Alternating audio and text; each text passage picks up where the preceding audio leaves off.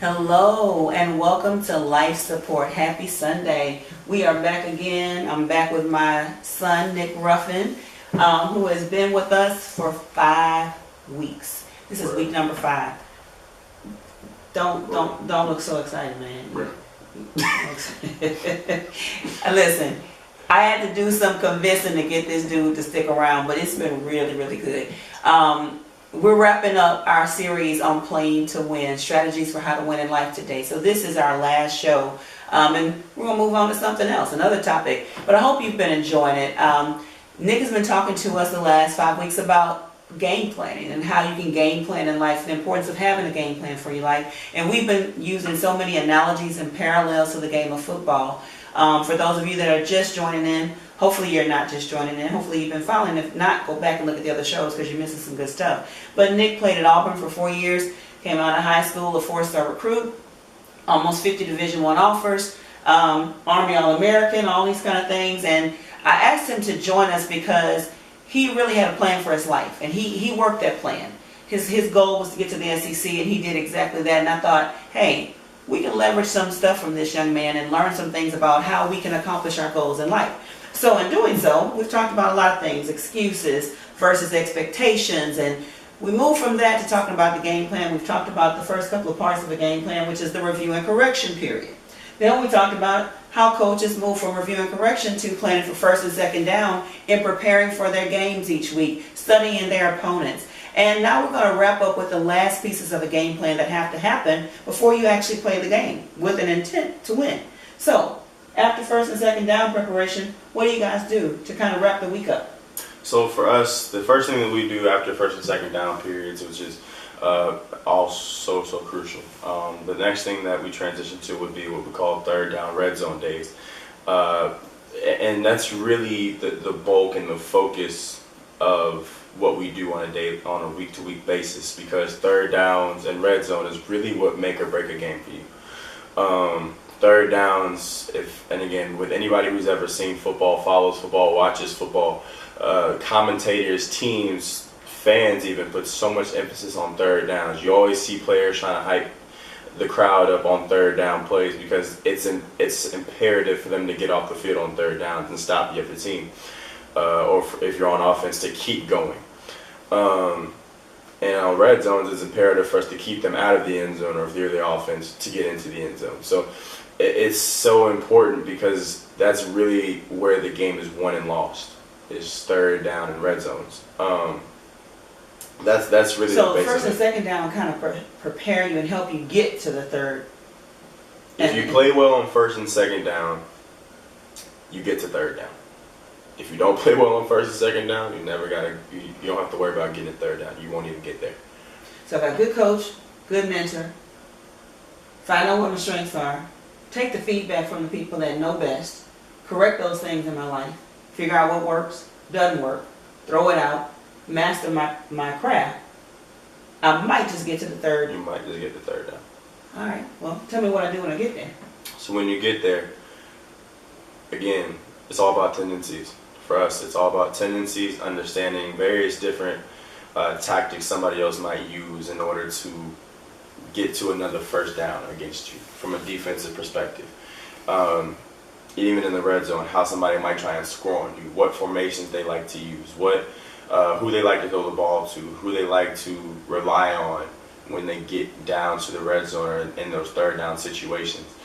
And that's really, and it's so imperative and so crucial to the game of football, because if you understand it, you game plan well enough, and you watch film enough, you take the feedback, you take the criticism that you receive throughout the week, and you do your own preparation on top of what somebody else has told you. What does that look like? What does your own preparation look like? And again, this is from a football perspective, but your own preparation would be your own film study. How do you see the film? Do you watch the film just to see, who looks good on film and who doesn't, or do you watch to see, okay, when they line up in this formation, who are they going to? If they're not going to this person consistently, what position are they going to? Who are they giving the ball to? Okay, well, is this team is the team that they're playing just that bad, or is this team is this team actually good? They just are exploiting a weakness that they found. Okay, well, how do I cover up this weakness? So you mean you just can't wake up every day and let life happen? No. Why? Because if you allow life to happen, you'll never succeed. Life has been structured to be difficult. Really? Life is naturally structured that way. Life is naturally structured to give you the most difficult time possible to see who is really cut out to live. It's called survival of the fittest. The people who allow life to taint them, to burden them, to destroy them, for lack of better terms, are the people that work those basically dead-end jobs, that don't like where they are, that deal with a lot of frustration, end up being in certain places where they shouldn't be because they allowed life to happen.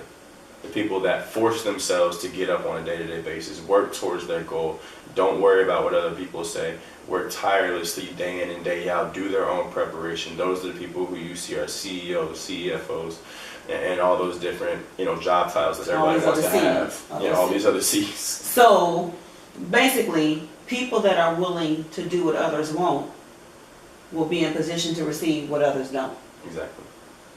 That's third down stuff right there. That's third down. Told you I'm a DB. I know. I'm telling you. So when you're you're playing defensive back, right? And it's a third down, and it's first and goal. Well, not first and goal. Can't be first and goal. We're on the third down. If they convert to a first down, and they're in a good position if they're in the red zone. Exactly. Okay. So talk to me about how that feels as a defensive player. Are you nervous? Is that what you live for? You live for the time in every game where your grit is tested. People, why? Because why you want your grit? Why in the world? You ever heard the term pressure make diamonds? What? I have. You find out how strong of a person, how strong mentally, physically, and emotionally you truly are when pressure arises. So many people, if you've ever watched a football game, when it's close in the fourth quarter and it's a minute left and there's a team driving, you begin to become very apprehensive. Whether you want the team to win or not, you kind of sit up on the edge of your seat, right? Right. It's because you understand. Just so you know that y'all always have me on the edge of the seat. You're welcome. All right, then. All right. I don't know if that's good or not. My blood pressure didn't say so, but anyway. You learn. You become very apprehensive. Why is that? Because you understand the magnitude of what's coming. Right. You know that, okay, if this team scores, they win. If this team holds them, they win. And it's so close, you don't know who's going to win. Well, as a player, that's what you live for. Because in our minds, right now it's been evenly matched. It's tit for tat, step for step. I think I got more in the tank than you do. Why? Because I prepared better than you have. You can't out-prepare me. You didn't outwork me in the summertime when it was 100 degrees outside and I had to run wind sprints. You didn't stay in the film room till 1 o'clock in the morning after you got done with practice at 8 p.m. and had tutors and all that stuff in between and came back after and still watched film. You didn't outdo me in any shape, form, or fashion. So I know I still got more left. I'm ready to show you. So I'm not nervous now. So I'm not nervous. I'm settled. I'm ready to go. You just put the ball down and we can go play football again. So you just put the ball down and you ready to rock and roll. That's all it is. I'm prepared. I'm ready to go. Well, I'm gonna be honest with you. When I'm watching the game and it's third down and y'all in the red zone, my nerves are like completely on edge. And I've always wondered, what could they possibly be thinking? And then I was always thinking, what if that were me? And the whole game is on the line, it's on my shoulders. What kind of pressure is that? So you're right. I guess when you're under pressure, that's when you really find out what you're made of, right? Of course. Well, you must be made out of a something. A lot of crap. Yeah. Well, you know what? I'm not going to say that. I guess if you parallel some things in life, when I'm in my lane. Life has its own pressure. It's not, game of football, again, it has so many parallels to life, but life has its own. And I think that so many people see athletes in these high pressure moments when you're in the middle of a basketball game in the NBA and you have to make a free throw in order to win a game. or to win a championship, or in football when it's third down in the red zone in the fourth quarter, or in soccer when you have penalty kicks, or baseball when it's the bottom of the ninth with 2 outs. You see so many pressure situations that people think, oh, if I was in a situation like that, I couldn't do it.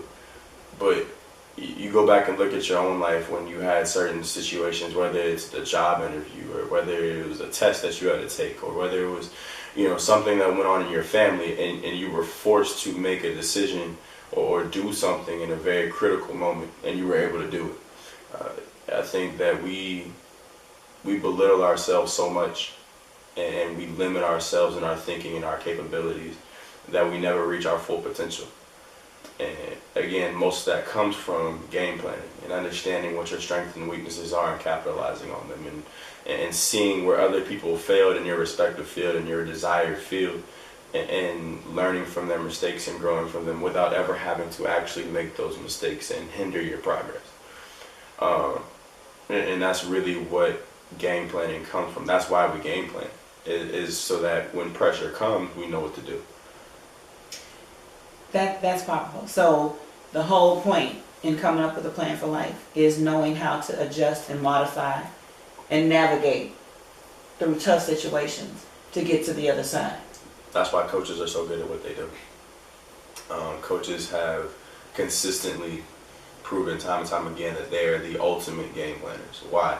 Because, and I can attest to this, and anybody who's played a sport can really attest to this.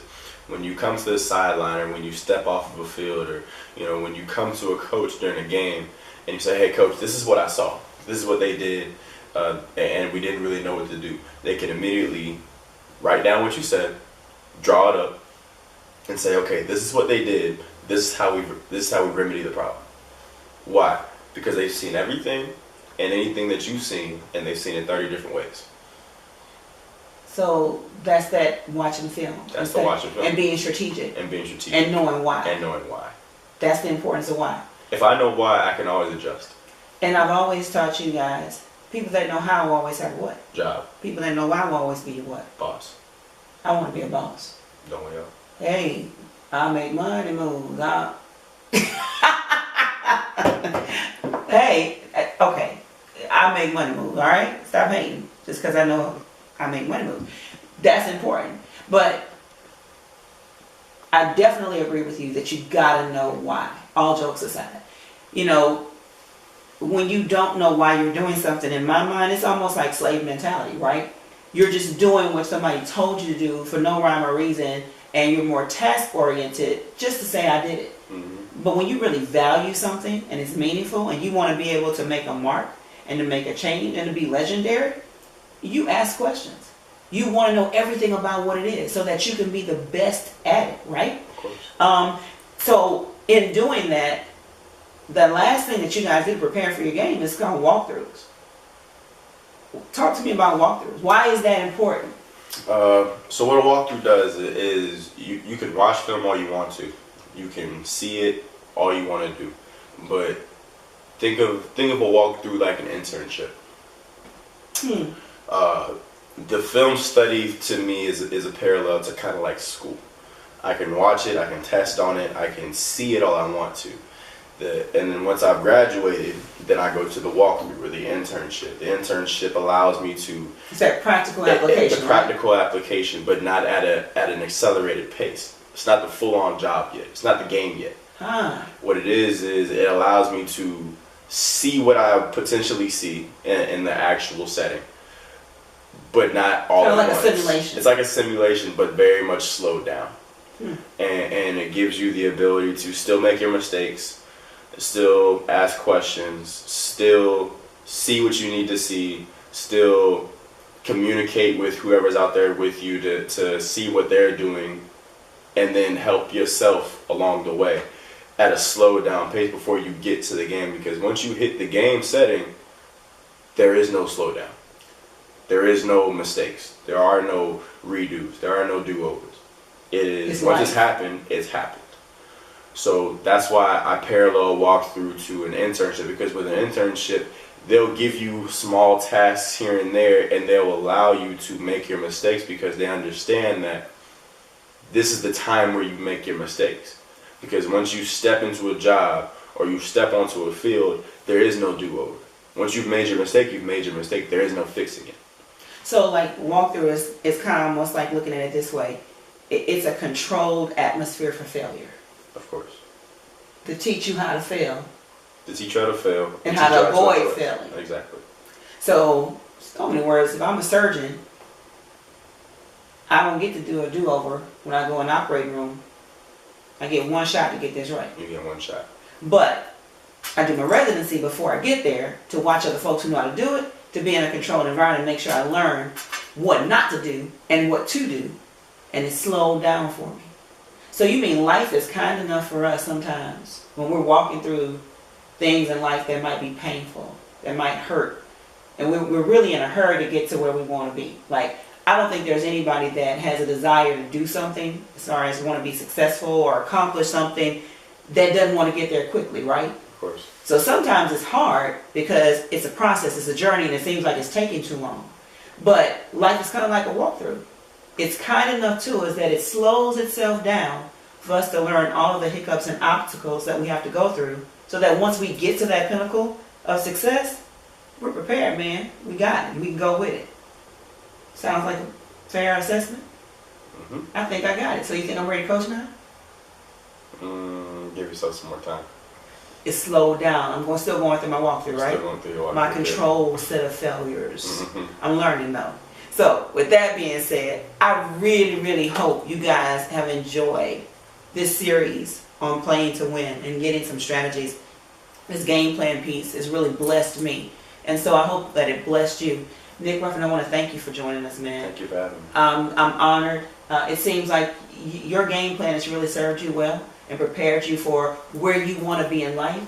In all seriousness, I definitely see coaching in your future. Might even see a little stint in media. I don't know. But whatever, I can tell you this much. You got the mental attitude, the winning attitude, because I do think winning is an attitude. It's a mindset to really plan and accomplish whatever you want to do in life. And while you're here joining me, I'll tell you this, as a mom, it makes me proud. You and your brother definitely have a winning mindset and you're doing great things. But always remember this, stay prayerful, stay humble, and make sure you always reach back to help somebody else. With that being said, remember, you got to walk firm enough to leave a footprint, because success definitely leaves tracks. But you got to also walk straight enough that you can pave a path for somebody else to follow. Be blessed and be easy. Until next week, we'll see you next time.